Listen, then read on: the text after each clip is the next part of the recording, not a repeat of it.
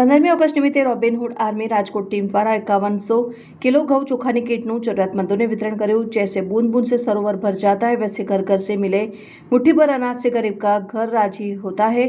આ પંક્તિઓને રાજકોટની રોબિનહુડ આર્મી રાજકોટ ટીમે સાર્થક કરી બતાવી છે। સ્વતંત્રતા પર્વની અનોખી ઉજવણી કરી છે। તેથી તો કહેવાય છે કે મેરા ભારત મહાન।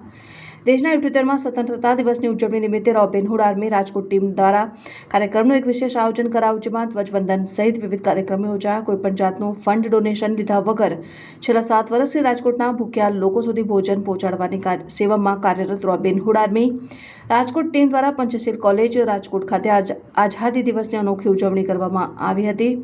કાર્યક્રમમાં ધ્વજવંદન બાદ દેશના દુશ્મનોથી સીમાઓની સુરક્ષા કરનાર નિવૃત્ત જવાનો, શહીદ જવાનના પરિવારના સભ્યોનું અંગવસ્ત્રમ, શીલ, શાલ, મીઠાઈ, પ્રશસ્તિપત્ર અર્પણ કરીને સન્માન કરાયું। આ પ્રસંગે રોબિનહુડ આર્મી અને કોલેજના યુવાનોએ જોશ જુનૂનથી ભરપૂર વિવિધ નૃત્ય કૃતિઓ રજૂ કરી હતી અને કાર્યક્રમની શૈલીમાં વેશભૂષા, વક્તૃત્વ, ગાયન, વાદન અને ડાન્સ દ્વારા રાષ્ટ્રભક્તિ પ્રદર્શિત કરી મહેમાનોના મન મોહી લીધા હતા।